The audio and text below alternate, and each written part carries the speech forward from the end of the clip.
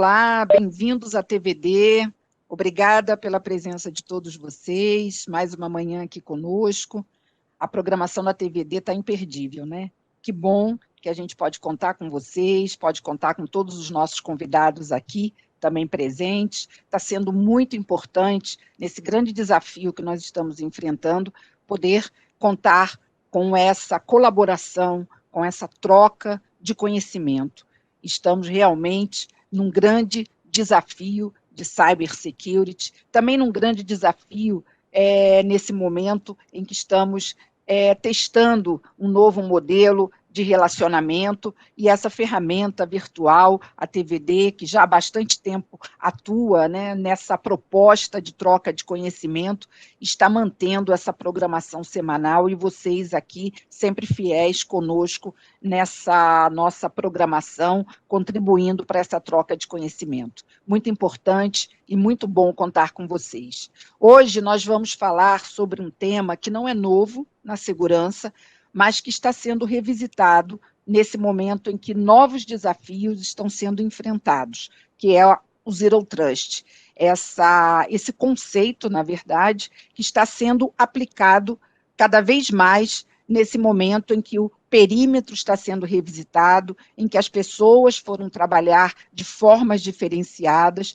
e que nós precisamos criar um modelo de confiança também diferenciado, onde as conexões estão sendo feitas de qualquer lugar, a qualquer hora, usuários, aplicativos, nuvem, conexões remotas diferenciadas. Então, precisamos rever esse conceito dentro desse universo. E temos aqui especialistas que vão trazer suas experiências, cada um dentro da sua organização, para justamente trocarmos essa visão e revisitar esse conceito sobre essa nova realidade. O nosso parceiro nesse bate-papo será a Cisco, que está trazendo também a sua visão sobre Zero Trust dentro desse ambiente de conexão, mas com foco muito voltado para o usuário e para as aplicações, ok? E vamos contar também com a colaboração de vocês, enviando perguntas e comentários. Eu gostaria de apresentar para vocês os nossos convidados, que estão aqui conosco nesse bate-papo. Eu gostaria de dar as boas-vindas para Eric Moreira. Eric é especialista em segurança da informação na Sky.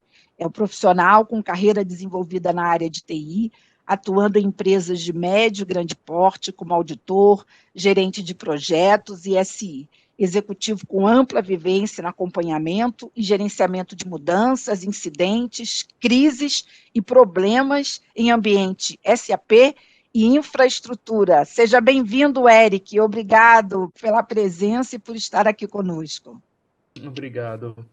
Valeu, vai ser muito bom hoje. Obrigada. Mais uma vez aqui conosco também, Iano Santos, CISO na rede Mater Dei de Saúde. Iano é executivo com habilidades de liderança, gestão de pessoas e de conflitos, autoconhecimento em processos e projetos de segurança da informação. Iano Santos conta com 22 anos de experiência em tecnologia, sendo 12 anos dedicados à liderança de equipes multidisciplinares de tecnologia. Seja bem-vindo, Iano. Bom estar com você mais uma vez aqui na TVD. Oi, Graça. Oi, pessoal. Bom dia. Obrigado aí mais uma vez pelo convite. Espero ajudar aí nesse debate sensacional que a gente vai ter. Com certeza. Mais uma vez aqui conosco também, Longino Timochenko, CISO na Kabum, 27 anos de atuação em TI, sempre à frente de grandes organizações, tem extensa experiência em tecnologia da informação, gerenciamento de sistemas de gestão, segurança da informação, governança e gestão de projetos nacionais e internacionais. Bem-vindo, Longinos. Graça, bom dia aos colegas, aos amigos, aos colegas que estão nos ouvindo, que eu sei que bastante gente acompanha, né? É uma honra. E eu falo, Graça, quando vocês chamam, não é mais um convite, é uma convocação. Então, é um prazer estar aqui com vocês, estou muito feliz e espero que todos estejam bem. Forte abraço. Vamos para cima. Com certeza, obrigada. Marco Túlio, também grande companheiro de várias jornadas, CISO na Rede Ventures, profissional, conquistou 4 prêmios de projetos que liderou, conta com ampla experiência em informações e cibersegurança, tecnologia, gestão de riscos e privacidade de dados. Trabalhou por mais de 17 anos em diferentes setores, como finanças, serviços públicos e varejo. Bem-vindo. Bom dia, Graça. Obrigado aí. É sempre um prazer participar aqui do conteúdo editorial. E, enfim, bom dia a todos e espero poder contribuir aí com os nobres colegas. Muito bom, com certeza. William Teles, DPO na Autoglass, executivo graduado em Engenharia de Computação e em Administração de Empresas, pós-graduado em Gestão Empresarial e MBA, executivo em Governança, Riscos e Compliance. Teles possui mais de 25 anos de experiência trabalhando com TI e SI. Bem-vindo. Obrigada. Obrigado você, Graça. Abração para você, bom dia para você, para todo o time do conteúdo editorial. Time aí de feras que a gente vai bater esse papo agora, bacana agora de manhã. Muito obrigada. O pessoal está assistindo a gente também. Obrigada. Ricardo Salvatore, gerente de segurança da informação na Petronet. Conta com mais de 15 anos de experiência em gestão de SI, governança de TI, arquitetura da informação e gerência de projetos de software. Criou o processo de desenvolvimento seguro de software, gerenciou projetos de ambiente SAP para a nuvem pública e adequação das leis de privacidade de dados. Ricardo, bem-vindo, obrigada. Obrigado a você, Garça, obrigado a todos. É um prazer estar aqui. Eu acho que o nosso papel aqui de disseminar a cultura para aumentar a confiança, né? Acho que isso é um papel importante nosso como profissional de segurança. Estou aqui para contribuir com todo mundo e agradeço a todos que estão assistindo aí. Com certeza, muito obrigada. E agora eu gostaria de convidar o nosso parceiro nesse bate-papo, agradecer a Cisco e ao Fernando Zamay, Head de Cibersegurança da Cisco do Brasil. Fernando é engenheiro, especializado em computadores pela FEI, possui mais de 20 anos de experiência em TI, segurança cibernética, data center e rede de computadores, instrutor, palestrante de temas relacionados a SI, e analista de malwares nas horas vagas. Que bacana. Fernando, obrigada pela presença aqui conosco, suas boas-vindas também a esse timaço que a gente reúne aqui e os nossos espectadores aí pela internet. Obrigado, Graça. Obrigado a todos, obrigado a quem está participando. É sempre um prazer estar com vocês aqui, com o time de peso.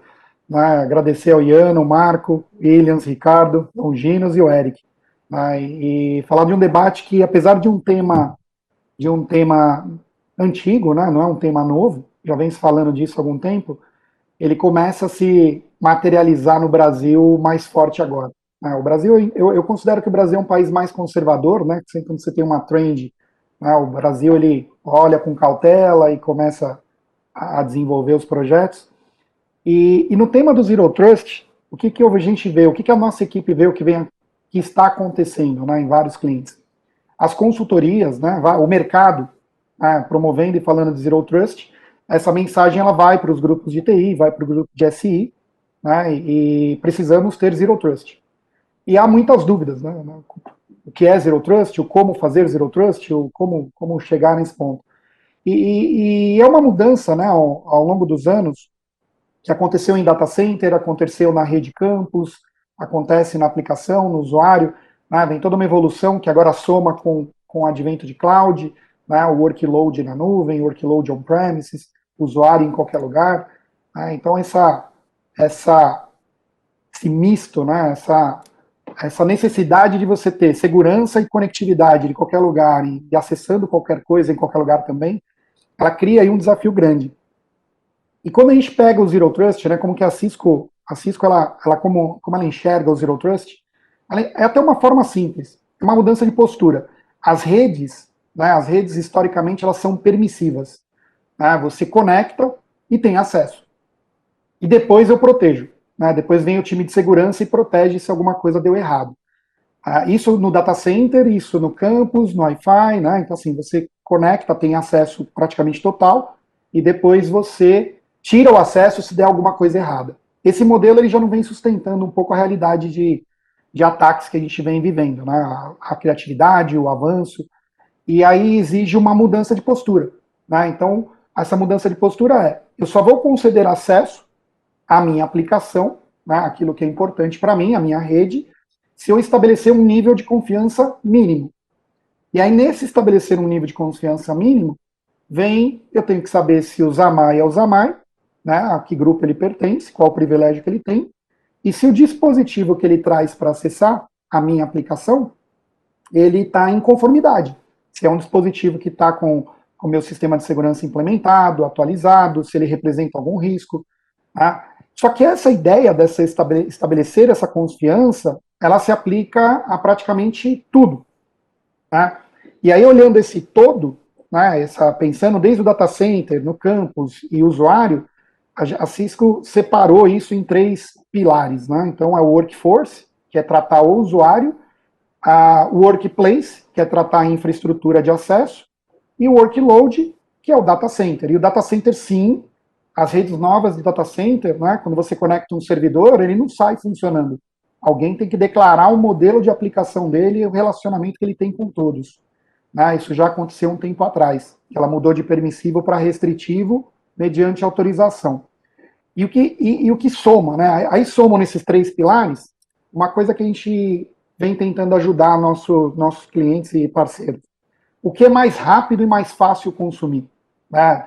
Mexer em infraestrutura tem um tempo ali, um investimento maior, um tempo mais médio prazo de implementação. Data center, a mesma coisa. Né?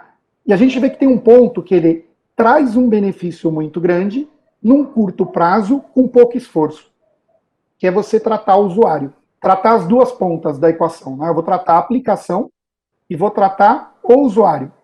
Então, esse meu usuário, primeiro, aí somam-se algumas coisas. Né?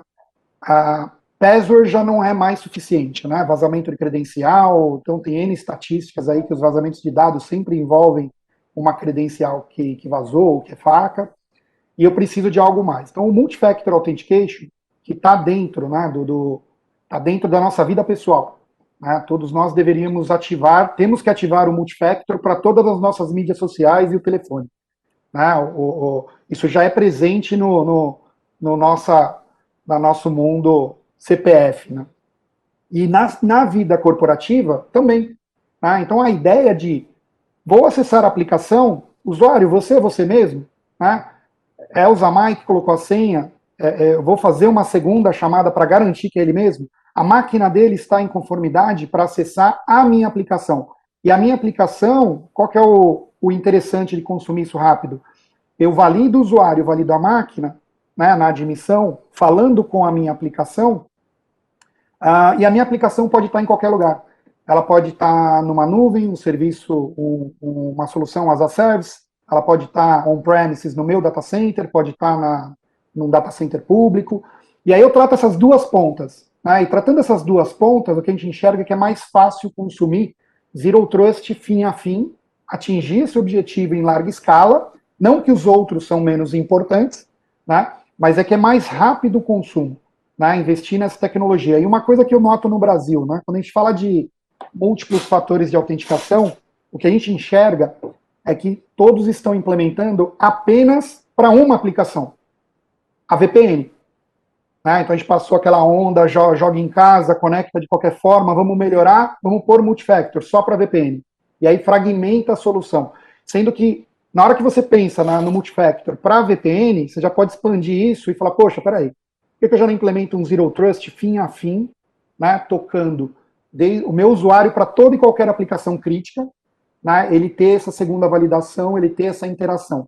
Aí muita gente que conhece aí os sistemas vai falar, olha, mas isso vai impactar o usuário na experiência, vai causar um problema.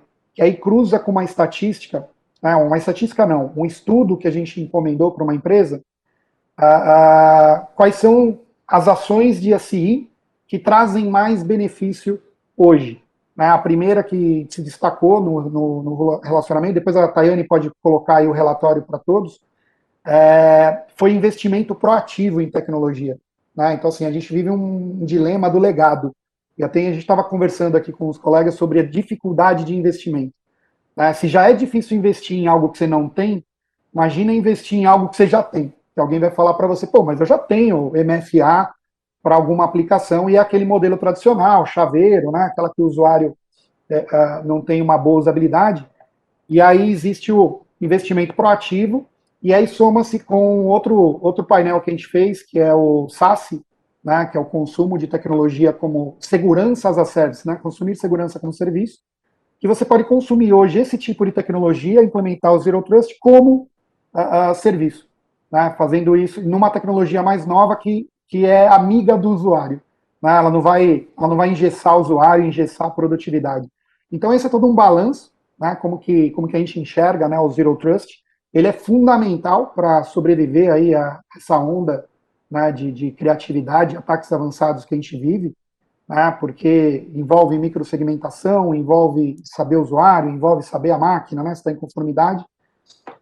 E tudo isso é necessário, né, que no momento que você for atacado, né, a empresa é atacada, né, aí entra em ação, talvez o maior benefício do Zero Trust que eu enxergo, né, o que você consome dele, é a resiliência.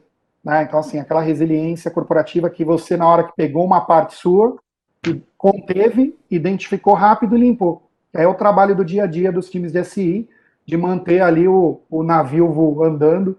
Né? Passar a palavra aqui para o William. Isso. É muito importante a gente, enquanto você estava falando, vou passar a palavra para o William, e estava pegando aqui um estudo global de 2020, antes da pandemia, William, sobre Zero Trust. Ouviu mais de 400 tomadores de decisão de segurança cibernética para entender os planos de adoção dessa tendência. O que eu queria é a visão do Zamay, a visão da Cisco sobre adoção, mas eu queria começar ouvindo vocês, né, e começando com o William, que pediu a palavra, justamente sobre como que é essa adoção na prática, né? E essa pesquisa mostra o seguinte: 72% das organizações planejam implementar o Zero Trust, segundo essa pesquisa. Mas somente 29% tem um modelo implantado de adoção. Na verdade, não é nem um modelo implantado. Sendo aqui criteriosa com a pesquisa, só 29% tem um modelo em andamento de implantação, enquanto 43% estão em estágio de planejamento, o que sinaliza que, embora seja um conceito antigo, né, embora seja um conceito, né, bastante importante nesse momento, né, o Zamay colocou toda a visão da Cisco sobre isso, a sensação que nós temos é que não é muito fácil de ser implementado o Zero Trust. Você pediu a palavra, William, então eu queria que você falasse sobre a sua visão e como que vocês estão lidando com esse conceito aí dentro da sua prática. Bacana, bacana. Eu tenho, na verdade, além da minha visão sobre o assunto, uma pergunta para fazer para o Fernando Zamay, e é bom para o pessoal que assiste a gente entender que a gente troca informação e troca figurinha também no meio, né? Sobre o Zero Trust, como você falou, Graça, e o Fernando Zamay apontou, não é um conceito novo. Não é um conceito novo, é um conceito que já se discute há alguns anos, a questão da visibilidade ponta a ponta, né? O usuário e o ativo que ele pretende acessar, a construção de políticas que garantam o acesso a esse camarada, e aí entra no ponto que eu queria perguntar para o Zamay. Nós temos uma jornada de IAM aqui no grupo, uma jornada que vem há algum tempo e ainda tem ainda um caminho ainda a ser percorrido. Porque eu particularmente, o pessoal morre de rir comigo aqui, que eu sou da filosofia sonrisal.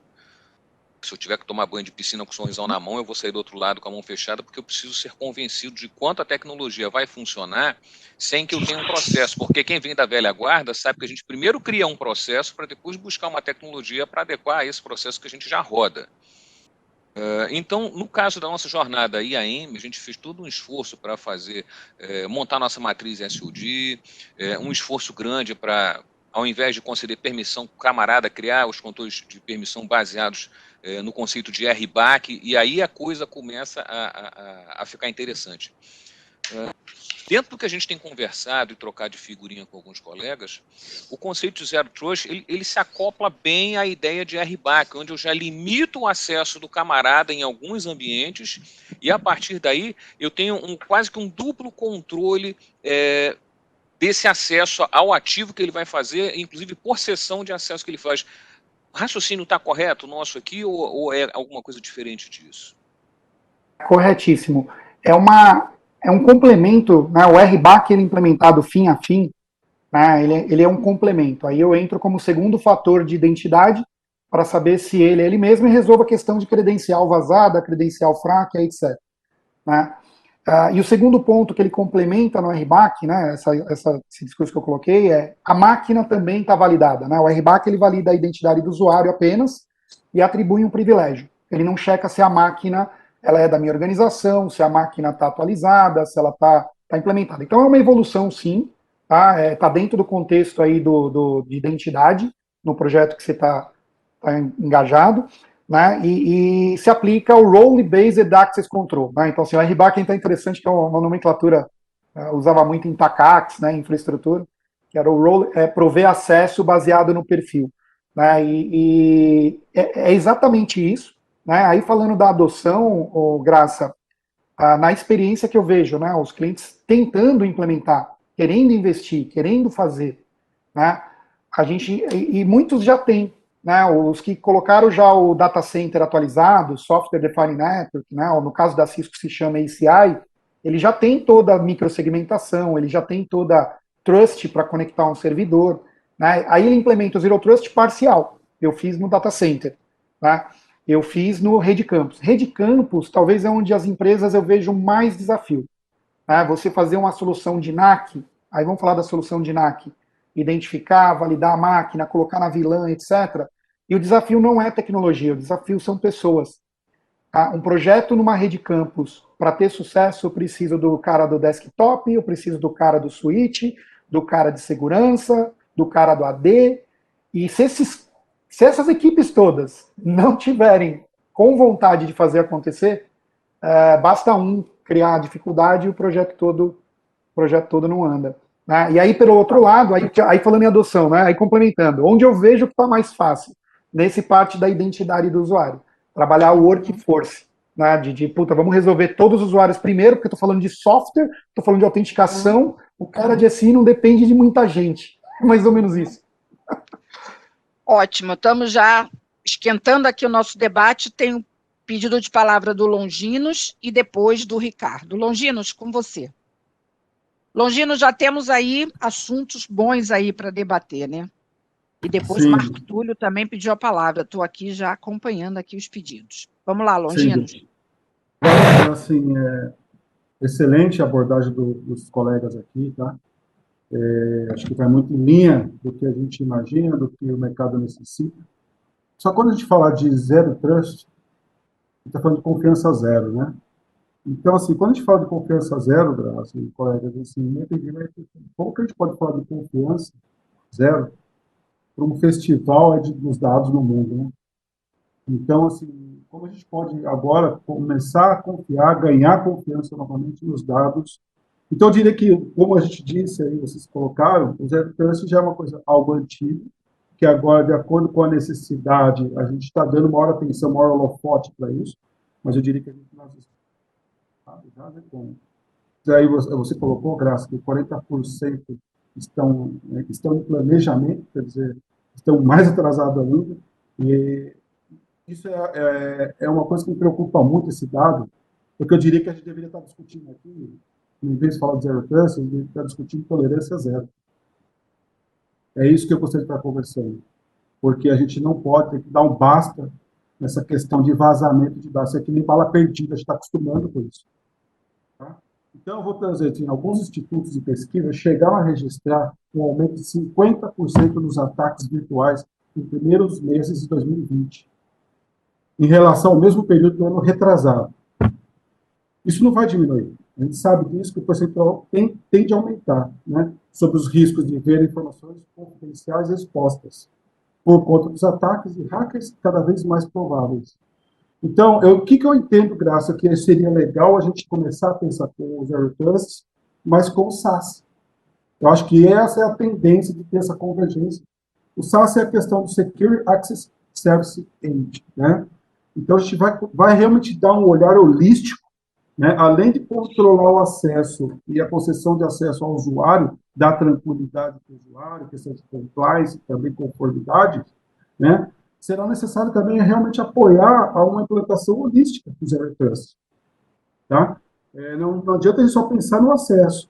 Hoje a gente sabe que a questão do roubo de credenciais, o risco é altíssimo, mas o olhar holístico é importante ter essa integração. E ao SaaS eu acho que vai dar uma boa sinergia, uma boa química para a gente fechar e dar uma tolerância zero, que é o que a gente precisa, tá? E quais os benefícios, né? Eu entendo que a gente vai alavancar o segmento de rede, impedindo movimentos laterais, né, que fornece uma vasta prevenção de ameaças e melhora o controle de acesso ao usuário. Tem a questão da mudança do paradigma, né? A gente discute ainda questões antigas, então, assim, tem essa quebra desse paradigma.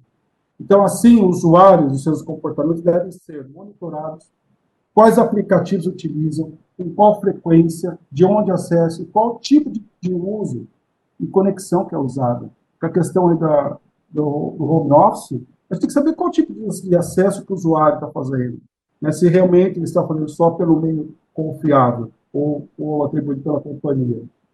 E o benefício, eu vejo baixo o potencial de invasão, permite à organização melhor controle sobre o ambiente, em nuvem, porque nós estamos totalmente indo para a nuvem, né? E melhora a conformidade e a confiança. É isso, essa é a minha visão, uma visão bem macro, para deixar os colegas falar, mas aqui é um assunto para a gente falar o dia inteiro. Ótimo, Longinos, muito excelentes colocações, com certeza a gente volta aí para discutir esses pontos colocados por você. Na minha ordem aqui, Ricardo pediu a palavra também. Sua visão, Ricardo. Opa, vamos lá. Vamos lá, pessoal. Eu queria aproveitar o que o Fernando falou, né, e na verdade falar sobre um caso, né, um caso que aconteceu comigo antes da pandemia, né? Eu tinha na época, na organização que eu estava, a gente tinha um projeto de segmentação, não era nem microsegmentação, era segmentação da rede. E era muito difícil conseguir fundos e como o William falou, né, a gente está sempre preocupado com isso, será que vai, será que não vai? A gente estava, então, atrás de tentar patrocinar o projeto. E nada como uma derrota para a gente conseguir transformar o projeto numa vitória, né? E tivemos, na época, um ataque de ransomware, mas por sorte, e eu digo que foi sorte naquela época, foi através de uma máquina de um usuário que era um estagiário. E o estagiário já tinha um acesso limitado. E esse ransomware não se transformou num problema enorme para a organização devido à limitação de acesso que aquele estagiário tinha. Com isso, eu consegui provar que, olha, se esse estagiário fosse um diretor, um gerente ou alguém com mais acesso à rede, nosso problema seria muito grande. As pessoas entenderam, visualizaram o problema. Aí a gente conseguiu que o projeto de segmentação rodasse mais fácil, né? Então, é um exemplo muito bom, né, sim, a parte de rede, de segmentação de rede, o Zero Trust na rede, ele é o mais difícil, né? É o legado, que você sempre está tratando no legado, né? Esse acontecimento, né? Aí, né, você aprende com a experiência, ainda bem, né? Quando a gente agora, já na Petronet, nessa migração para a nuvem que a gente está participando agora, e toda essa pandemia, todo mundo trabalhando em casa, a gente partiu para o SaaS, como o Longino falou. E no SaaS, não teve nem dúvida, a política era whitelist, limitar ao máximo as aplicações, e pensando já no usuário em si. Esse usuário precisa do que para trabalhar? Esse é o limite dele. E isso assim, é muito mais fácil, né, quando você começa o projeto já com essa cultura e com essa política, né? Então eu quis colocar isso, que são dois exemplos, né, um muito ligado ao legado, que você precisa de um convencimento, que você precisa de mais investimento para tratar, para você colocar uma política de Zero Trust, e quando você começa uma coisa nova, já com essa política de Zero Trust, ela acaba entrando muito mais naturalmente, vamos dizer assim, né? Excelente, Ricardo, muito bom. Nada como um exemplo, né? Nada como o fato em si, infelizmente, às vezes, é pela dor, né? Ainda bem que essa, ufa, não foi a pior das dores, né?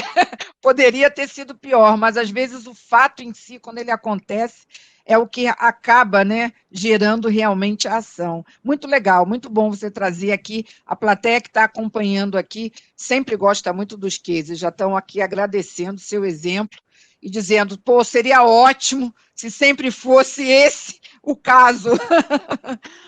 Marco Túlio, sua vez aí de trazer a sua visão e a sua contribuição para esse tema, essa inicial aqui, que já está ótima, né? Essa rodada inicial está excelente. Muito bom, muito bom. Bom, legal falando lembrando experiências passadas, né? E aí, pegando o gancho do Zamay, mas falando lá atrás, né, daquilo que começou com aquelas segregações de redes, né, e muitas firewalls de nova geração e tal, entendimento da autenticação por device, por usuário, e entendendo o comportamento também desse tráfego, né? Mas pensando também que a plataforma e o conceito, o framework de Zero Trust, ele é como se fosse um Lego, né? A gente tem blocos aí que vai montando, né? O Zamay pode falar um pouquinho mais sobre isso, as soluções, enfim, mas eu vejo que a gente também precisa olhar uma visão mais pautada no risco, né? Risco-benefício para o negócio. É claro que quando a gente olha em transformação digital, empresas digitais, a gente tem um viés de alavancar, de trazer agilidade, produtividade e tal, né? Mas, eventualmente, algumas vezes, pode ser que, indo numa estratégia full, de querer fazer todo o portfólio, todo o framework, você tem um impacto que afeta todo mundo, e talvez o resultado e o valor extraído disso só lá na frente meio que atrapalha a construção desse framework, que também é pautado na cultura, né, e gera resistência. Então, eu vejo que você entender muito bem os riscos que estão associados e fazer um trabalho muito mais focado numa unidade de negócio, numa aplicação interna, num SaaS, cloud, enfim, ou um modelo que vai para o workforce, enfim, você gera mais um valor vinculado até para justificar eventuais expansões e conseguir, né, já trazer o valor para aquele negócio, para aquela operação, para aquele produto. Então, eu queria provocar aí também um pouquinho o Fernando com relação a isso. Ah, ótimo. Fernando, provocação está feita. Eu acho que vem tudo em cima da dificuldade de implementar, né, as soluções num fim a fim. O fato hoje é que, por exemplo, né, e como você comentou, né, eu concordo contigo, Marco, você fragmenta, né, a solução. Eu posso atacar o Zero Trust em algumas frentes, né, pela parte de identidade, pela parte de rede de acesso, MAC, pela parte de data center, né, e vai em cima também do comentário do SASE, né, o SASE ele veio simplificar isso. Então, acho que o consumo dessas tecnologias como software as a service, e ela como broker de acesso, né, do usuário à aplicação, ela é rápido de implementar. Né? Então, hoje, por exemplo, MFA. MFA é a mesma solução há muitos anos. O que mudou do MFA de 10 anos atrás para o MFA de hoje? É a facilidade de implementar. Então, assim, o MFA de hoje, você implementa ele fim a fim, 100% dos usuários e todas as aplicações, porque ele simplesmente é um broker. Ele entra ali um broker no meio, como o SASE, né? E ele está interagindo entre o usuário e a aplicação. Aí, lógico, como que ele interage com o usuário hoje nesse mundo de simplicidade? Telefone e o push, né? Então o cara conectou, eu estou aqui na minha máquina, não estou na VPN. Se eu for direto agora para o sistema da Cisco de vendas, né, o meu Salesforce, se eu for bater lá, eu não tenho nada de appliance no meio do caminho entre minha máquina e a nuvem da Salesforce. Se eu bater lá, vem um push no meu aparelho, ele na hora vem um push, na hora que eu autentico, eu clico, e aí ele já sabe se a minha máquina está de conformidade. Que aí ele conversa com a minha máquina, conversa com o aparelho, Zamay é o Zamay, tá todos os patches tão bonitinho, pode usar o Salesforce sem a VPN. Então, assim, e aí o pessoal falando, a VPN morreu então. Não morreu. Tem legado para lidar ainda, né? Eu tenho que, vai esse mundo SaaS aí, consome o acesso direto, com segurança, mas eu tenho ainda a VPN para acessar o sistema legado. Né? Então, acho que vem de encontro mais com a tecnologia, né? Como também o William comentou, do Sonrisal, ela tem que se provar. né? A gente tem muita cicatriz aí de promessas, de PowerPoint, etc. Então a gente entende isso, né? Tanto que provas de conceito é o que mais a gente faz, né? Tipo, cara, testa. Eu não vou nem falar porque você não acredita mais, tá cheio de cicatriz. Testa e vê o que você acha. Vê o que você acha aí, né? Tá bom. Ok, Marco, posso passar para o Eric ou tem contra... Não, Tá tá bom. ótimo, perfeito. Tá ok. Obrigado. Ok. Eric, você está com a pessoal, palavra. Obrigado. Pegando um catado, né, juntando um pouquinho, a gente fala muito em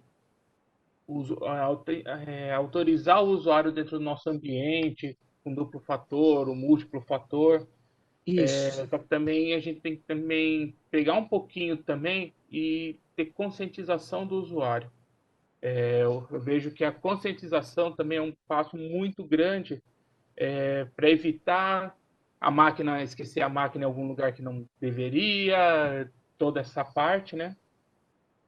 E principalmente monitoria lateral, ver toda a trilha do usuário, principalmente em aplicações críticas, transações críticas, e não perder de vista esse usuário. Tendo o nosso, através de CIEM, automatizar reportes, né, nesse sentido. Então, é muito importante para ver, ficar de olho mesmo no que está sendo feito e não confiar em nada. E muitas vezes, que nem aconteceu no caso do estagiário, poderia ter acontecido com o caso, sei lá, do presidente da empresa, que tem todos os acessos, e você fala assim, não vou monitorar porque ele é crítico, ele é um cara acima, né, digamos assim, ele pode ter acesso a tudo, mas será que realmente ele tem que ter acesso a tudo? Vamos olhar mais profundo para garantir a segurança do nosso ambiente. Eu queria comentar isso. Perfeito. Zamay pediu a palavra aí, um comentário, Zamay, sobre Só para puxar um gancho, o Eric colocou um ponto extremamente importante, que é muito rico em essa parte de monitoria, né, visibilidade lateral. E o mercado, é engraçado que a gente vai mudando o nome, né, para dar um clima mais sexy aí. Dá um charme, né? Eu vejo agora o pessoal falar de observability. Né? Agora o momento é observability. Visibilidade é ponto-chave. Eu acho que ter visibilidade dos fluxos, entender.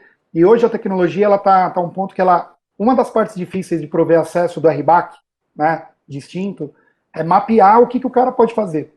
E quando você tem visibilidade, você entende, aprende o fluxo normal e pode determinar, né, uma política mais restritiva para ele, baseada no fluxo. Então, assim, visibilidade é um ponto fundamental de toda essa história. Né? Com certeza. Iano, tá com você. Já ia passar para você, já pediu a palavra. Pois é, eu fiquei por último, vou fazer um contraponto aí nisso tudo, né? A gente falou de... Eu sou bastante cético no que diz respeito a novas terminologias, né? É o de sempre, é o que a gente sempre... É obrigação nossa como CISO já ter feito isso há muito tempo, e aí eles vão inventando cada vez mais nomes diferentes para a gente tentar uma justificativa de investimento para aquilo que a gente já devia ter feito. É difícil, quando a gente fala, o William falou muito bem do processo de IAM, mas, cara, você fazer um SOD bem feito é muito difícil. Você fazer uma classificação de documentação, vamos classificar documento, primeiro vamos fazer o básico, vamos criar a gente não consegue fazer isso dentro das nossas empresas. Você pegar um usuário e falar, cara, classifica seu documento como público, privado ou confidencial, o cara não consegue fazer. Então, assim, a gente passar por uma próxima etapa, postura, gestão de postura numa VPN. Cara, tem muita gente que não faz isso hoje ainda.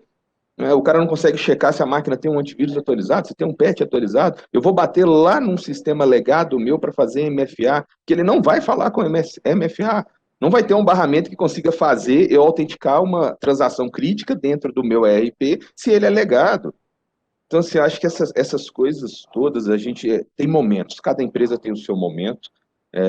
A gente, como CISO, é nossa obrigação identificar esse momento e encaixar o que tem de tecnologia para aquele momento, né?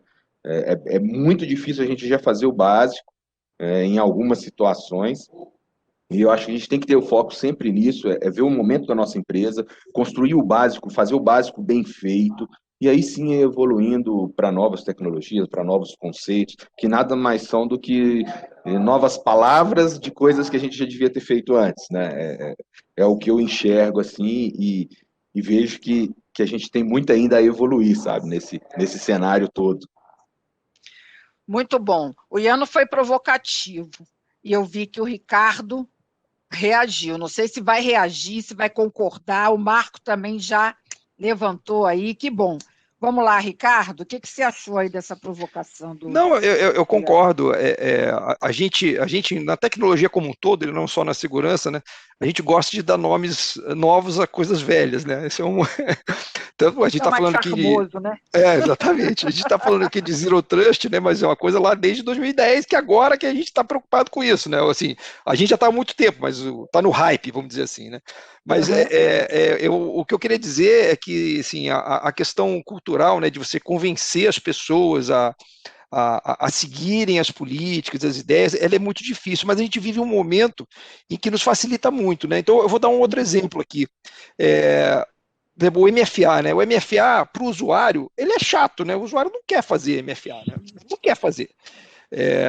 Qual é o processo de convencimento que eu uso para convencer a botar MFA nas aplicações, e pelo menos um só?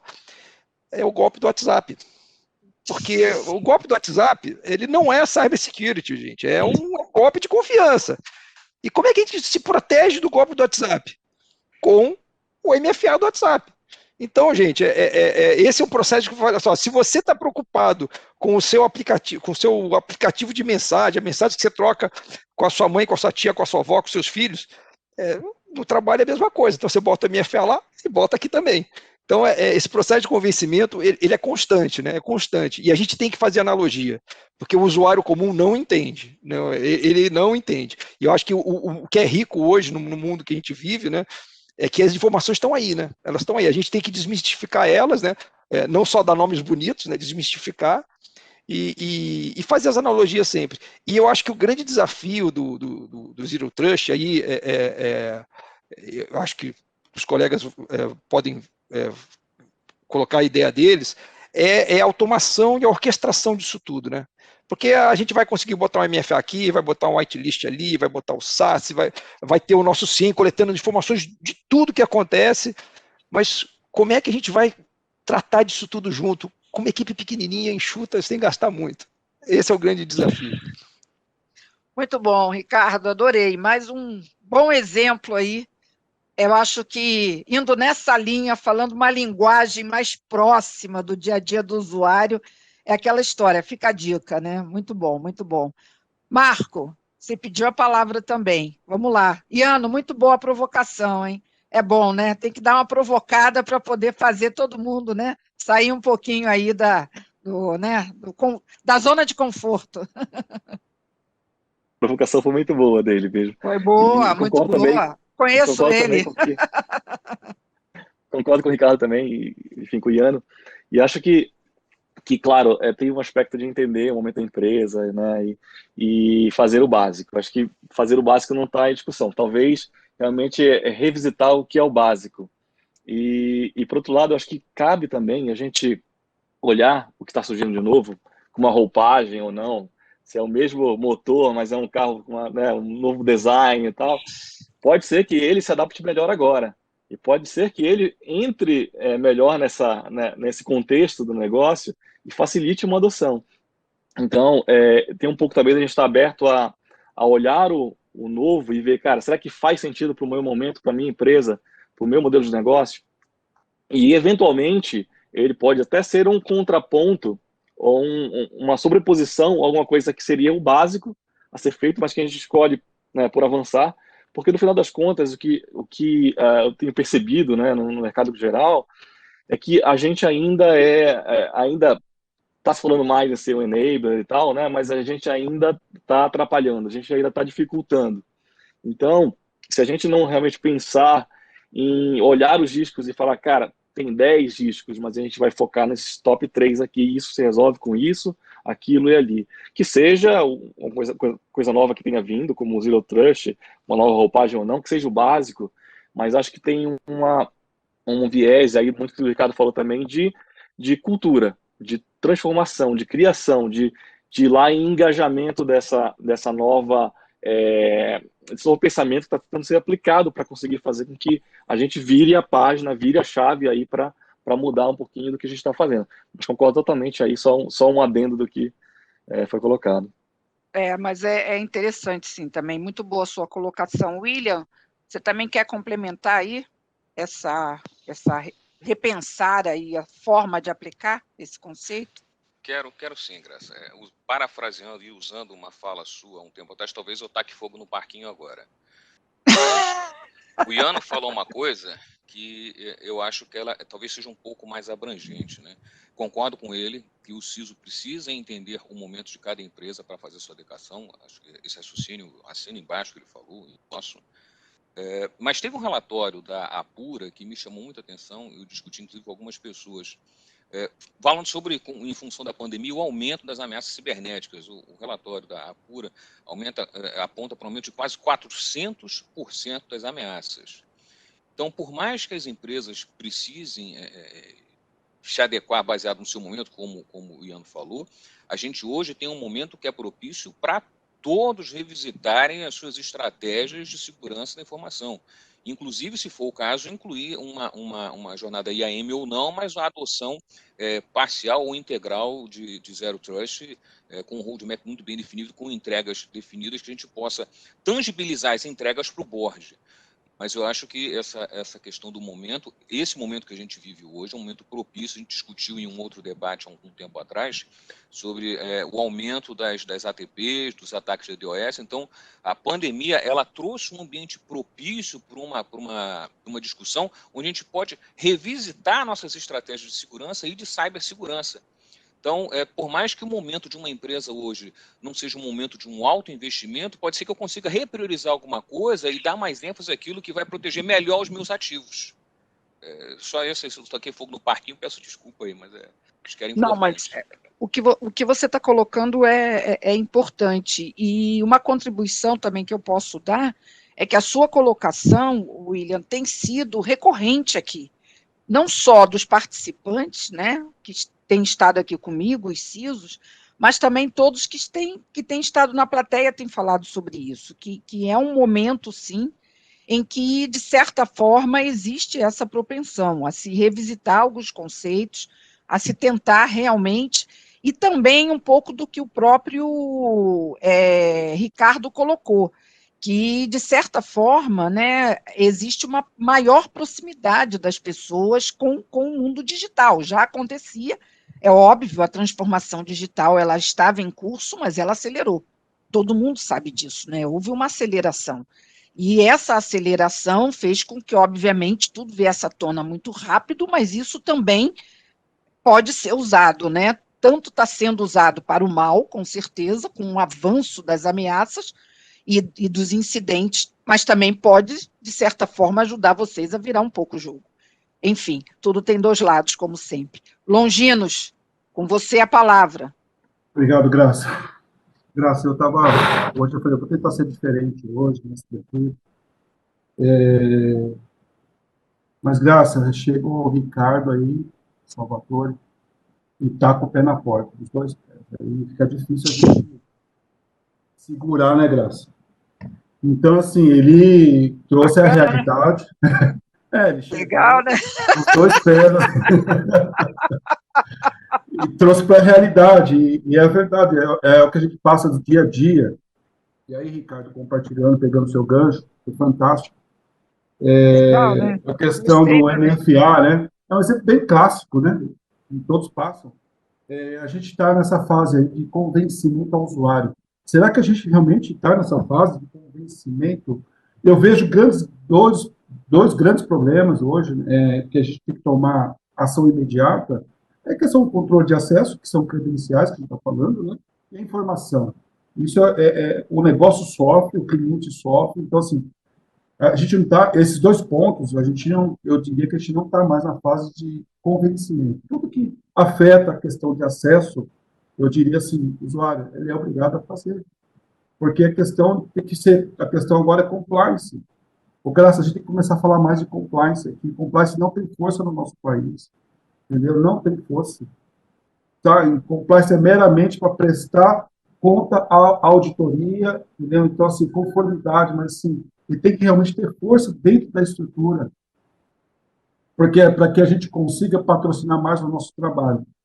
Porque senão a gente se torna aquele cara que é o chato que vai engessar o negócio. Não, a gente está protegendo o negócio. O nosso papel é proteger o negócio.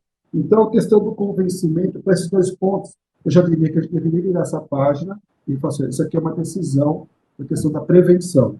Tá? Eu diria, até, Ricardo, fazer um link, a questão aí do NFA, a questão do acesso, a questão do Covid. Né? Como a gente estava discutindo antes dos bastidores, o Sérgio colocou, tem localidades aí que parece que não tem vírus, né? Parece que eles não sofrem desse problema. Então, assim, a mesma coisa é empresas. Tem empresas que parece que não sofrem desse problema até acontecer. Então, assim, não temos mais que discutir alguns itens dentro das nossas empresas, e sim executar. Esse é o ponto que eu vejo, questão de controle de acesso e proteção à informação, para acabar com o festival de vazadeiro ou questão de bala perdida. Obrigado, Ricardo. Parabéns. Bem, chegamos aqui num ponto em que eu vou começar a trazer, já tem bastante perguntas e comentários, e tem um aqui que eu vou colocar para o Zamay, mas depois eu quero ouvir a opinião de vocês, eu acho que tem um pouco na linha do que o Longinos colocou, e recentemente também gerou um pouco de discussão aqui também sobre esse ponto.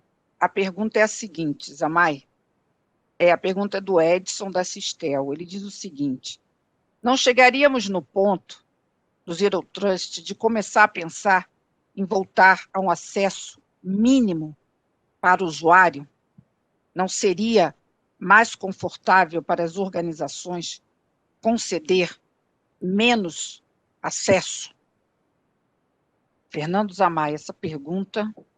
Eu acho que é exatamente essa a ideia, né, de você conceder menos acesso, mas aí como já foi explanado... Mas isso que gerou uma grita aqui.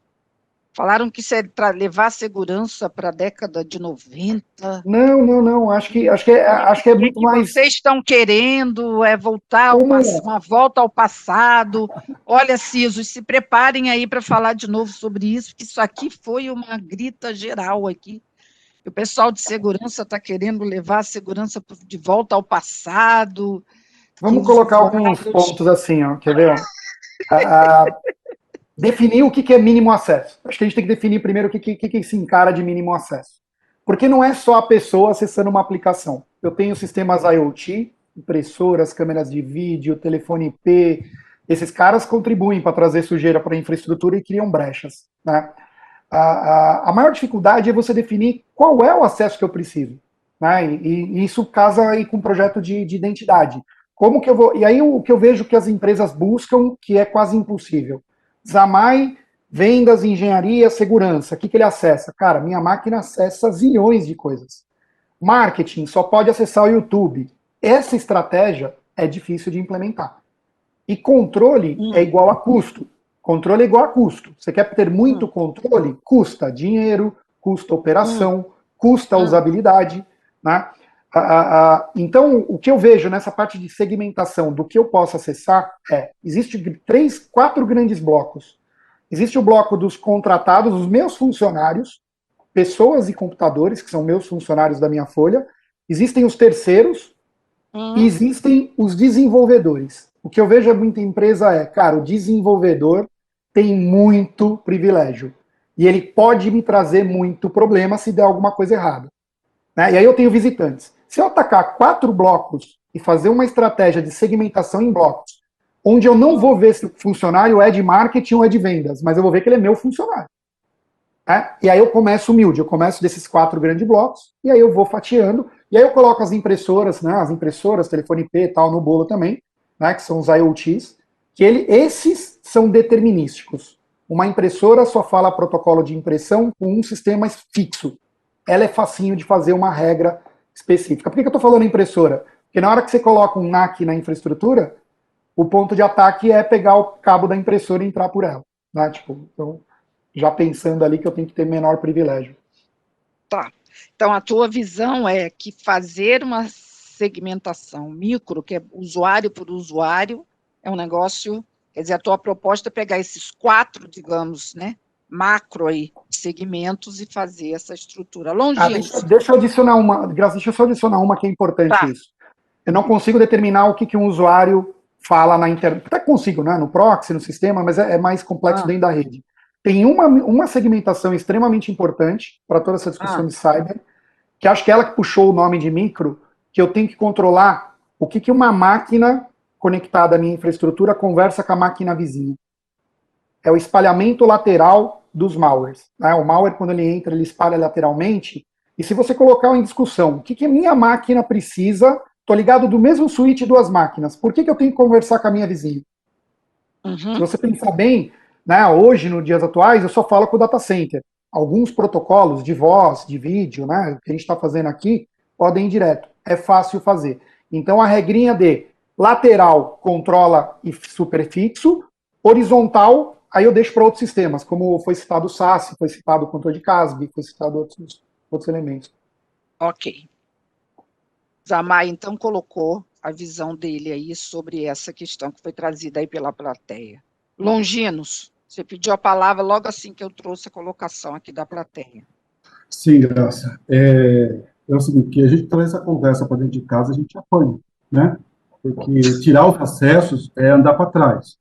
A questão, na minha visão, é assim, a gente ter um bom controle de gestão de acesso, uma boa política, tá, de acessos, porque a gente faz o inverso, Graça. Um profissional, quando ingressa na empresa, o que ele faz?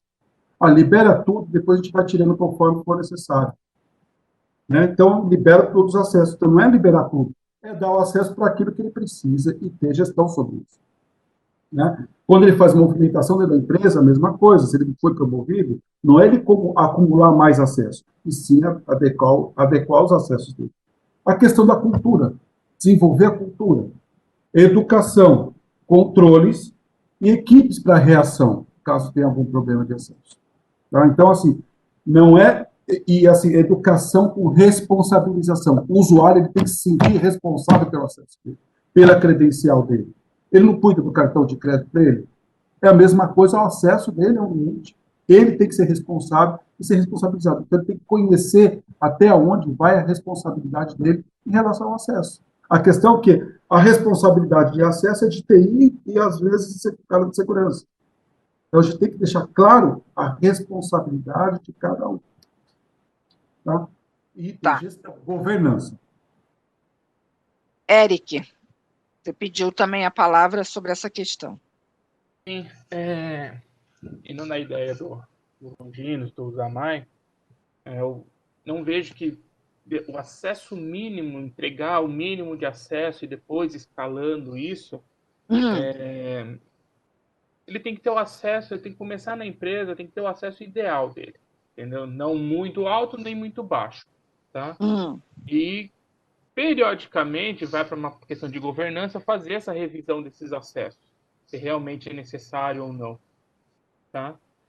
Então, e principalmente também, que nem o Longinos disse, educar, saber que a pessoa que tem, o usuário que tem aquele acesso, ele é responsável por aquele acesso. Ele é dono daquilo, então ele tem que ser responsável, tem que ter esse papel, saber que se acontecer alguma coisa errada, é ele que conseguiu, ele que teve aquele acesso, ele que fez, né? Onde fala-se muito, escuta-se muito, né? Mas eu não sabia, eu não fiz. Temos que ter a política de segurança validando, que ele tem que saber aquilo, essa parte de conscientização. Tá? E lógico que isso junta na parte da infraestrutura, a parte mais técnica, a monitoria lateral desses acessos, desse que está sendo feito, né? E não que ele, para não deixar também livre, né? Aquela questão, você coloca a chave na sua porta, por quê? Para ninguém entrar? Não, para você evitar o mínimo de pessoas que entrem, né? Não deixar escancarado isso, né? Mais uma pergunta aqui, ainda sobre essa questão dos privilégios e essa questão da implementação do Zero Trust. Iano, para você, área de saúde,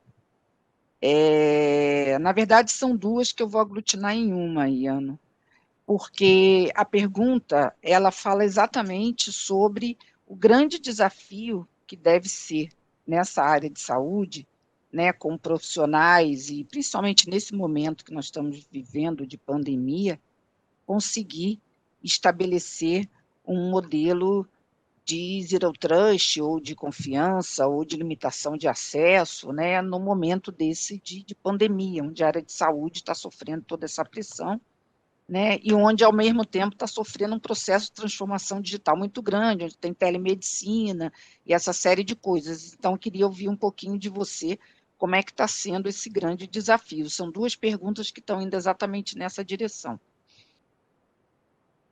Bom, deixar claro que eu não sou contra não, tá, gente? Eu acho que o Marco e o Ricardo falaram coisas importantíssimas. Eu acho que toda empresa, ela se baseia em risco. O negócio olha para risco, ponto, né? E traduzir o que a gente vivencia ou o que a gente espera de nossos usuários na prática, eu acho que isso tem que ser constante nas nossas vidas, né? Esse exemplo do WhatsApp é perfeito, né? Pô, se você tem um MFA lá, por que você não vai ter na sua empresa? Né? Por que você não vai cuidar da mesma forma?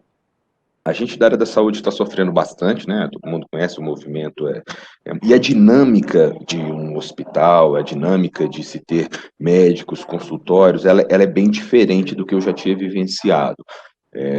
Você tem plantões, você tem rodízios, você tem um médico que está num dia, mas naquele dia ele trocou com outro que você nem está esperando, e como é que você vai falar, pô, mas esse cara eu ainda não fiz o acesso dele, eu ainda não criei, não está fechadinho, não está bonitinho. Então a gente tem algumas características do nosso negócio que dificultam muito essa restrição de acessos, né? Eu sempre carrego comigo que a segurança, que todo mundo tem que ter o máximo de acesso possível com segurança necessária. Eu não gosto do estereótipo de que segurança chegou para bloquear acesso, segurança chegou para bloquear. É aquele cara chato que bloqueia o site que eu quero acessar, é aquele cara chato que dificulta o meu trabalho. Eu não gosto desse estereótipo e tento quebrar ele ao máximo possível dentro das organizações que eu passo. Mas realmente definir esses limites de acessos, definir qual que é o acesso correto. Essa pergunta é uma das mais difíceis que a gente tem para responder.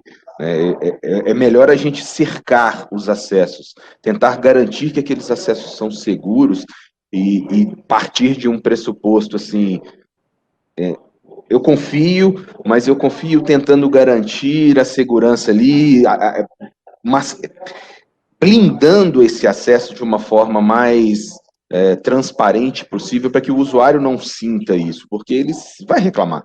Né? Remover acesso é uma coisa bem complicada, né? A pessoa, ela toma aquilo como pessoal e fala, cara, você está atrapalhando o meu trabalho.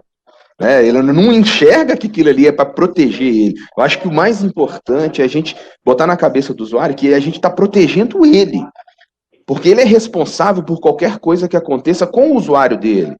E vai ter situações que nós não vamos conseguir provar que não foi ele que fez. Né? Se ele se manda um e-mail desaforado para um presidente de uma empresa partindo da caixa dele, dificilmente a gente vai falar, cara, eu não consigo falar que foi outra pessoa, saiu da sua caixa.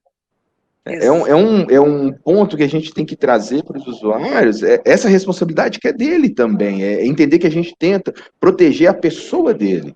Né? Não é a gente que quer que ele não trabalhe, né? Eu acho que é muito nessa linha. Perfeito. Mais uma questão aqui que eu vou trazer para o Zamay, é do Ricardo Capozzi, Zamay.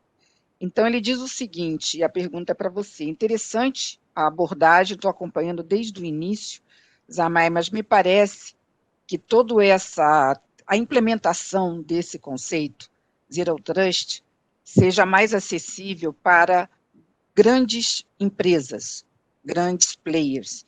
Pergunto para você se, na sua experiência, ela estaria mais alcançável para pequenas e médias empresas. O que você tem visto nesse sentido? Ela está, e tem empresas já implementando. A questão é como que você vai encarar o Zero Trust. A gente evoluiu aqui para uma conversa mais de controle de acesso e um pouco de borda, né? Um pouco de edge, né? De acesso para a internet, acesso para as aplicações. Voltando ao tema do Zero Trust dos 3 pilares, infraestrutura, data center e pessoas. Fazer em pessoas e consumir essa tecnologia como nuvem, ela é democrática, você implementa em qualquer tamanho de empresa. Tá? Então, desde 5 usuários até 100 mil usuários. Tá? Então, esta abordagem de buscar vou tratar minha pessoa, aplicação, né, e criar esse relacionamento, esse trust maior, sem tocar na infra, é mais fácil para os menores. Tá? Então, esse é a sugestão até que coloquei, né, para quem quiser implementar em menor curto prazo, esse caminho é mais fácil de consumir, de trilhar. E aí o outro, no tema de segmentação, eu queria colocar fogo no parquinho, né? Tipo, eu acho que a ideia de tirar acesso do usuário da internet ou do Facebook, né? Às vezes eu vejo o pessoal falando, o like do Facebook. Eu falo, cara, isso aí é uma bobagem, né? Tipo, o like do Facebook, porque chama decryption e ninguém fala que o decryption requer dinheiro pra caramba para funcionar. Né? Então, acho que o tema maior vamos pensar no ataque. A máquina foi infectada, estou dentro da rede. O que essa máquina faz? Aí entra o acesso que essa máquina tem. Ela espalha para a empresa inteira, dentro de casa. É como a analogia do Covid, né? Uma pessoa que está pegando o metrô e está voltando para casa, o que ela está fazendo para não afetar o avô? Ela está se contendo, ela está se isolando dentro de casa. Eu acho que o tema aqui é dentro de casa, da segmentação. As redes hoje você conecta, você ganha IP, nada te valida, e a sua máquina via IP acessa tudo. Aí eu vou pegar aqui um sistema de hospitais, que é fácil de visualizar. Né? E os hospitais sempre implementaram já segmentado. Vamos pegar um hospital que não fez a lição de casa. Ressonância magnética, sistema de imagem, tudo na mesma rede daquela máquina do estagiário que está dentro de casa infectada. Ela vai lá e afeta todo o sistema produtivo da empresa, sistemas que aquele usuário não era para ter nem conhecimento de que existia. Não é que eu vou bloquear o Facebook, Não, deixa o cara navegar, deixa o cara acessar. Né? Eu tenho que isolar os grandes segmentos críticos. Né? E é dentro de casa. Assim, é um fato, pessoal. Quantos tem firewall entre o usuário para o data center inteiro? Quantos que tem uma barreira de inspeção, não do usuário para a internet, que eu tenho proxy, tenho SaaS, tenho tudo, mas que eu tenho de controle dos meus usuários todos para todo o data center, 100%. E a microsegmentação data center é um servidor web que foi infectado, espalha para o vizinho, e aquele cara não tem necessidade nenhuma de falar com o vizinho. É mais ou menos, pensa na anatomia do ataque, e aí busca a segmentação olhando para essa anatomia, não para restringir usuário, para restringir acesso. Aí entra o que o Eric colocou, ali eu preciso ter visibilidade, monitoração. Fez errado? E aí entra a automação. Alguém citou a automação? Estou monitorando. Fez um comportamento estranho? Tira o acesso agora, desliga o Wi-Fi dele. As redes permitem isso, né? Aí envolve integração, envolve sistemas, né? Mas hoje as redes estão mais fáceis de buscar isso. Então eu só queria completar nesse segmentação dentro de casa. E é o Covid aí da pessoa que está pegando o metrô, o que ela está fazendo para proteger o avô. Essa analogia é boa. Ricardo, você pediu a palavra aí, quer complementar essa questão? Não, eu ainda estou com a questão do retirar o acesso na cabeça. mas é porque, assim, nós temos, dá vontade, né, de vou tirar o acesso de todo mundo, resolveu minha vida. Mas, infelizmente, não dá para fazer isso, né?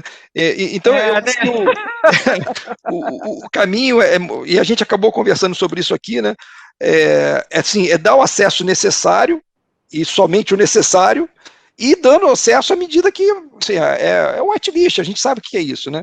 E, obviamente, eu posso até dar todo acesso, mas eu vou ter que monitorar todo acesso. Isso tem um custo, tem que ser e eu vou monitorar. E a pessoa tem que saber que todo acesso que é dado é monitorado. Aí chega num outro ponto, né? Quando eu dou acesso, tem a responsabilidade. Então, se eu sou o responsável pelo que eu acesso, então as pessoas têm que ter essa percepção. E aí eu lembro também, hoje eu estou com as analogias na cabeça, né? Da história do segredo, né? Alguém falou assim, olha, se você tem um segredo, não me conta, porque eu vou ter que guardar esse segredo. Quando você tem acesso a tudo, você vai acessar você pode acessar vários segredos, às vezes até sem saber. Não é melhor, você não precisa saber, eu não quero ter acesso a isso. Né? É difícil porque isso vai contra a natureza humana, né? Mas é um caminho, né? E em relação à questão da pequena e média empresa, né, que a pergunta colocaram agora, eu acho que até o contrário, a pequena e média empresa hoje em dia é mais fácil, porque o meu legado, o meu gramado para manter ele cortadinho é menor, o meu número de usuários é menor, tal, e a gente tem tecnologia hoje escalável para que eu começo pequenininho e vou crescer. A impressão que eu tenho é que para as pequenas e médias empresas, a tecnologia hoje, para a gente implementar um Zero Trust ou uma arquitetura segura, é muito mais fácil do que era antigamente. Perfeito. Longinos, tenho aqui que você também pediu a palavra nesse tópico aí.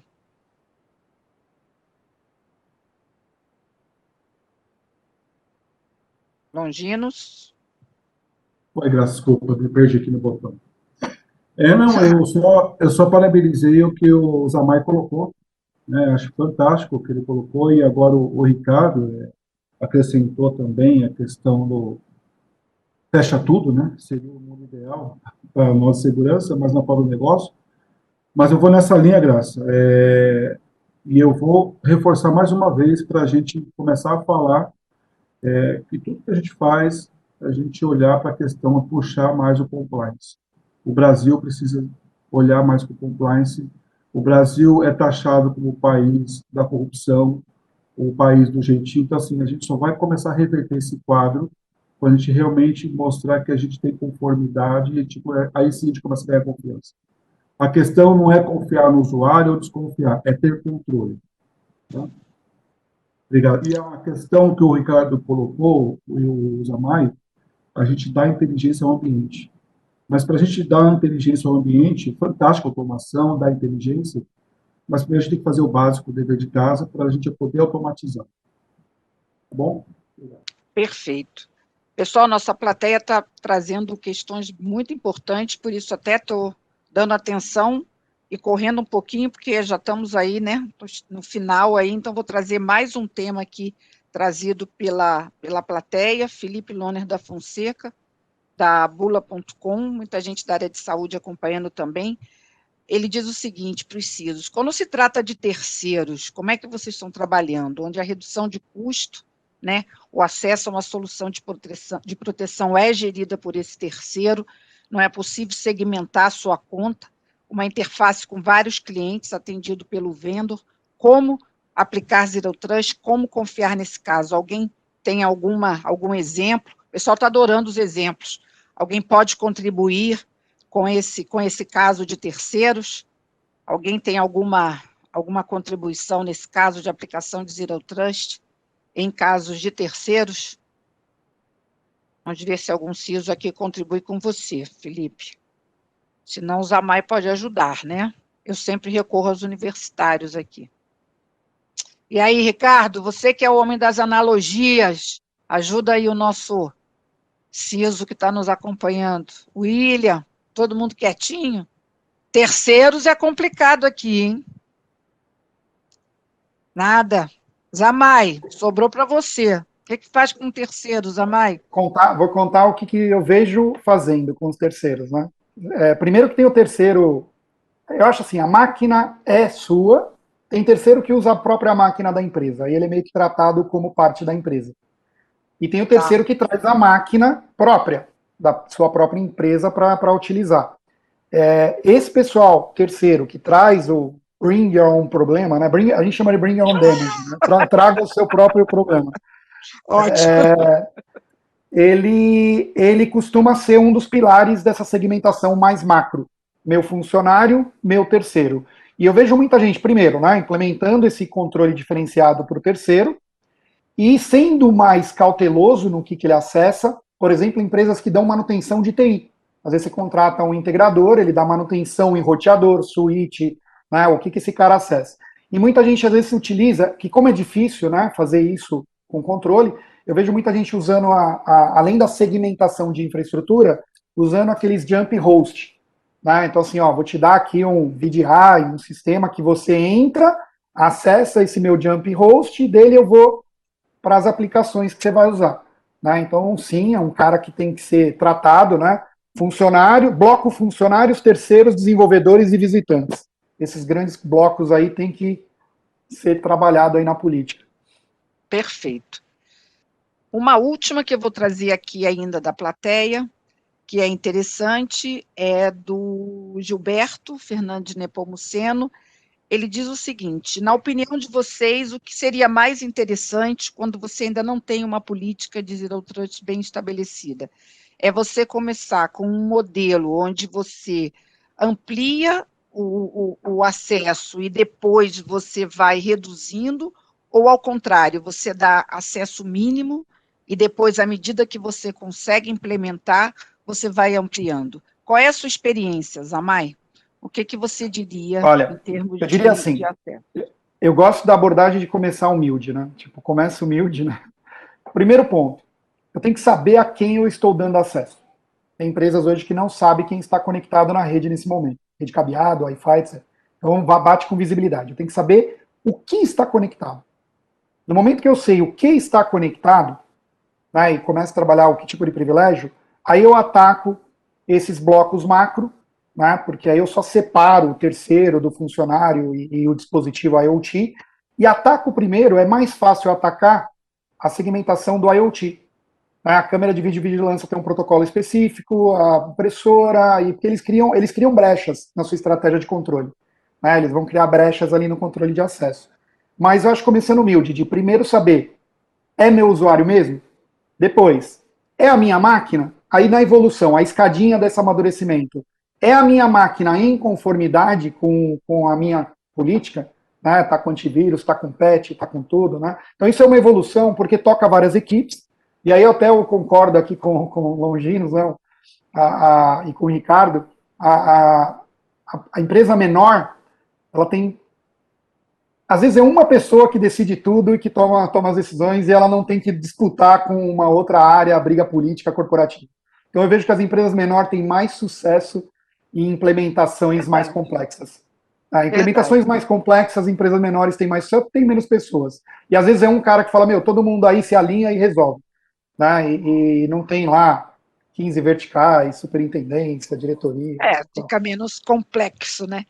É. Bem, pessoal, eu vou fazer o seguinte. Eu estou dando uma olhada aqui, eu acho que a maioria das perguntas aqui, de alguma forma, nós respondemos. Eu queria muito reservar esses minutos finais para fazer uma passada geral aqui, para que cada um de vocês, acho que o tema é muito importante, e eu queria que cada um de vocês deixasse uma mensagem final. Eu reservei um tempinho para isso, eu acho muito importante, a discussão foi muito rica, e eu acho que o tema é muito importante e seria bom que cada um de vocês, né, a gente falou sobre vários aspectos, mas acho que cada um tem aqui uma posição e seria importante deixar uma mensagem final aqui. Eu vou começar pelo Eric. Eric, qual a mensagem que você rapidamente aí deixaria final? Porque foram vários pontos que você levantou, mas de tudo que você falou, qual é a mensagem mais importante que você deixaria aí em relação a esse tema Zero Trust, que você fixaria? Sobre Zero Trust, a mensagem é saber quem que está conectando, né, o que está acessando nossos ambientes, seja usuário, seja equipamento, devices, o que seja, e monitorar. Monitorar, ver o que está acontecendo, saber o que realmente está acontecendo, principalmente de uma forma ativa, tá? Não reativa para saber depois quem que mandou o e-mail para, se foi a pessoa ou não, mas saber no momento exato que a caixa de e-mail está sendo acessada e está mandando alguma coisa que não deveria. Tá? Perfeito. Então, Eric pontuou bastante, pessoal, palavra monitoramento. Ficou aí com uma mensagem forte do Eric. William, o que você deixa aí nesse nosso debate como uma mensagem forte aí, na tua opinião, sobre esse tema? Bom, a gente discutiu bastante sobre meios e alternativas para cada um implantar a sua estratégia de Zero Trust. E o que eu posso dizer é baseado no meu exemplo pessoal, né? Quem tiver já uma jornada de AM, estiver seguindo uma jornada de AM, é uma excelente oportunidade adequar lá nos seus processos RBAC uma estratégia de Zero Trust. Você complementa o acesso ao dispositivo ou acesso ao ativo, dependendo do asset, a qualquer tempo, a qualquer momento, já aliado à sua estratégia de gestão de identidade. Acredito eu que a sua governança, inclusive, acaba melhorando. Perfeito. Então, para você, seria aproveitar a sua jornada de AM, quer dizer, o que você já tem em curso para você colocar, né, o Zero Trust nessa jornada. Essa seria, para você, pela sua experiência, a sua mensagem. Muito bom, excelente. Longinos, o que você deixa aí pela sua experiência como mensagem aí para a nossa plateia aí? Ótimo. Então, primeiro agradecer a todos, tá? Muito obrigado por mais uma vez estar com vocês, aos colegas. E é o seguinte, deixar uma mensagem, é o seguinte, a questão do pequeno, né? Não se esqueçam que o pequeno pode ser uma ponte para chegar nos grandes, né? E no inverso, a lei não vai aliviar porque você é pequeno. Então não esqueçam disso, tá? E a questão, como solução, eu pensaria no Zero Trust, ou mais SaaS e mais compliance, tá? São essas três que eu pensaria, acho que é a química perfeita, e batem forte na questão da educação. Não adianta nada disso se vocês não trabalharem fortemente a questão da educação com responsabilização. Tá. Obrigado, gente. Um abraço. Ótimo. E essa combinação Zero Trust SaaS e Compliance. Muito bom. Marco Túlio, sua conclusão, Legal, sua Graça. mensagem aí sobre o tema. Muito bom o papo de hoje. Bom, né? Eu acho que para mim, o que eu vejo de principal é realmente entender o negócio, entender os principais riscos e definir uma estratégia pautada com esses dois pilares, né? Os impactos positivos e negativos, óbvio, mas entender que não necessariamente ir por um caminho que todos estão indo da questão do Zero Trust para viabilizar a força remota de trabalho ou ir para cloud, enfim, é entender aquilo que vai gerar maior valor para o teu negócio e reduzir risco, enfim. Então, pensar numa estratégia que foque nisso e depois você vai expandindo porque vai atacando outras frentes, né? Acho que o business case é o mais importante. Perfeito. Então, na visão de Marco Túlio, negócio como foco principal e o risco para poder nortear a estratégia de Zero Trust. Ricardo, nosso participante que trouxe exemplos, as analogias aí do nosso debate, muito bom, grandes exemplos aí. Eu acho que aí como marca do debate. Tá. Primeiro eu quero agradecer a oportunidade de participar de todos vocês, acho que foi muito agradável a conversa. Eu acho que foi uma coisa que a gente falou aqui, pensar primeiro nos processos e depois na tecnologia, e o Zero Trust começa nos processos, né? Lembrando que os processos começam com autenticação, visibilidade e segmentação, monitoração disso tudo, e não esquecer o usuário no final, né? Porque sempre teremos pessoas interagindo com máquinas. Então, se a gente esquece deles, a gente pode estar com os burros na água lá na frente. Ótimo, ótimo. Então, foco nos processos, mas não perder de vista o usuário. Muito bom, muito bom. Muito bom, Ricardo. Zamay, sua conclusão, Zamay. Muito boa. Primeiro agradecer a todos. Bate-papo, né? Plateia aqui agradecendo muito. Foi um papo super rico, franco, gostei do fogo no parquinho. Foi muito bom. Às vezes tem que pôr o bode na sala para chamar investimento. Eu acho que agradecer a todos pelos comentários, por enriquecer o debate. E até sobre investimento, né? O Brasil investe muito pouco, né? Eu vejo 4% ou menos, né, de TI vai para cyber. E esse investimento, né, a gente está falando aqui do negócio, etc. Eu tive a oportunidade de conversar com o Gartner, né, eu pedindo uma consultoria. E a gente conversando sobre empresas maduras, maturidade em cyber. E ele colocou que segurança é uma decisão executiva. Né? Empresas mais maduras encaram cyber como uma decisão executiva, vai de encontro aí com o que o Longino está comentando, de responsabilidade, né, de compliance. A Lei Geral de Proteção de Dados vai multar, espero que comece a multar logo, isso vai colocar aí o bode na sala, né, o fogo no parquinho. Né?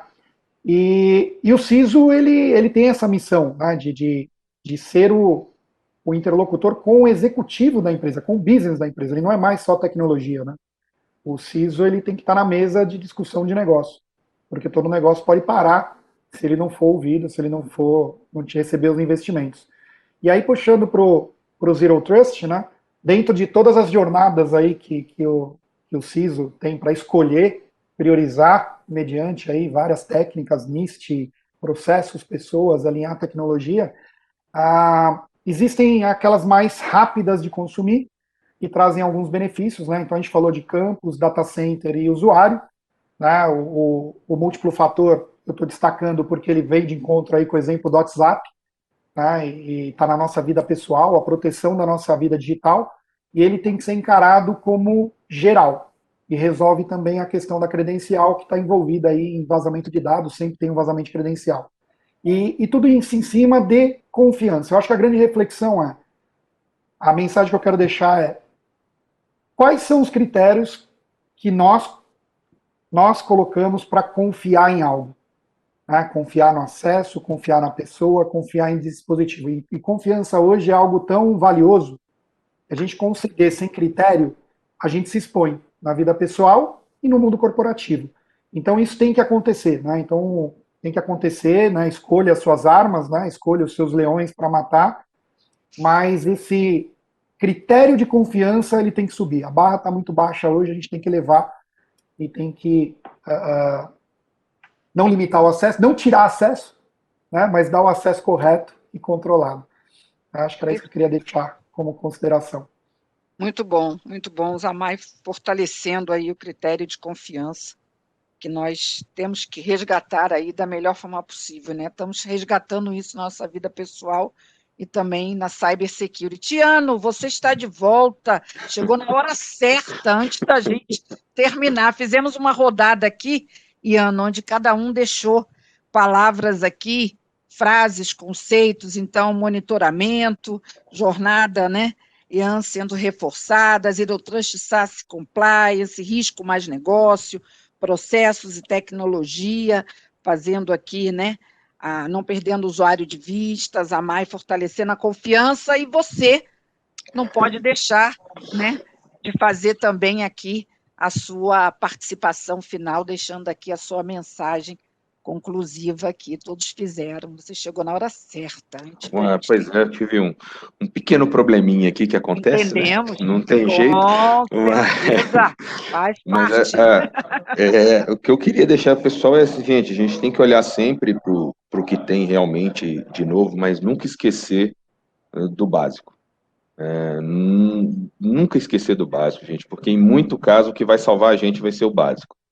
Não vai ser nenhuma coisa muito nova, e esses conceitos, eles vêm de muito tempo, vêm da nossa natureza como segurança da informação, né? Eu acho que a gente tem que preservar eles e trazer para o que tem de melhor, no mais novo possível, mas com foco bem no dia a dia das nossas empresas e das realidades que a gente vive em cada negócio nosso, que são bem diferentes, né? Mas é isso, agradecer a todos aí, a você, e muito obrigado aí por mais poder participar desse grupo fantástico. Que bom. Então, Iano fortalecendo o básico. E eu vou trazer aqui, antes de encerrar também, representando todos os participantes, o Roberto Gomes, do Cabum, excelente debate, parabéns a todos. Então, o pessoal também, tanto representado aqui o Longinos, mas também a galera aí acompanhando das empresas. Então, faço aqui, através do Roberto Gomes, as palavras aqui de vários outros que mandaram parabéns aqui, estava acompanhando com a gente, e também o Leandro Rodrigues, da Petronet, também mandando parabéns, a galera da Petronet acompanhando também com a gente aí, e ele falando também que no projeto de ZTA entende que microsegmentação envolve relacionar processos, serviços, com as conexões de rede, as questões de validação de acesso para o usuário, entre outra camada de validação. Muito bem, Leandro, você acompanhando e ainda mandando bonito aqui na sua conclusão, bem bacana, e outros aqui mandando muitos recados e dizendo que valeu, que foi muito bom acompanhar esse debate sobre Zero Trust. Pessoal, a boa notícia é que a programação da TVD continua aqui, todos os nossos convidados estarão aqui de volta em outras oportunidades, a Cisco também vai continuar aqui conosco na TVD, nos acompanhando, participando aqui, nos apoiando nessa iniciativa. Eu sei que está difícil, mas tem saída. A gente continua aqui firme e forte na TVD, participando com vocês dos debates sobre cybersecurity. Pessoal, muitíssimo obrigada, foi sensacional. Até uma próxima oportunidade. Obrigada a vocês também da audiência. Tchau, pessoal. Obrigada, Cisco. Tchau, Zamay. Valeu, Obrigado, foi muito bom. tchau, pessoal. Obrigada a todos. Um abraço. Tchau.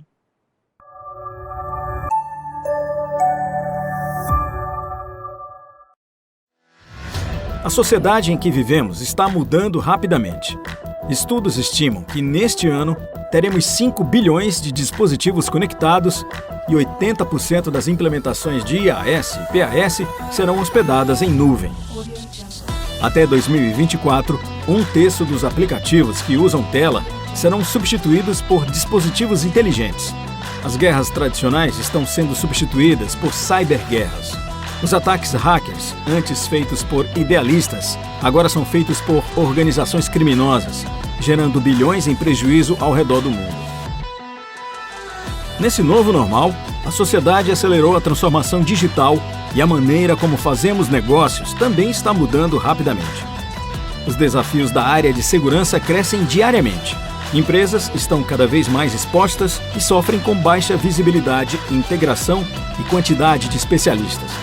Com o Cisco SecurityX, você integra todas as soluções de segurança Cisco com a sua infraestrutura de maneira simples e completa, aumentando sua visibilidade de rede, segmentação e proteção contra ameaças.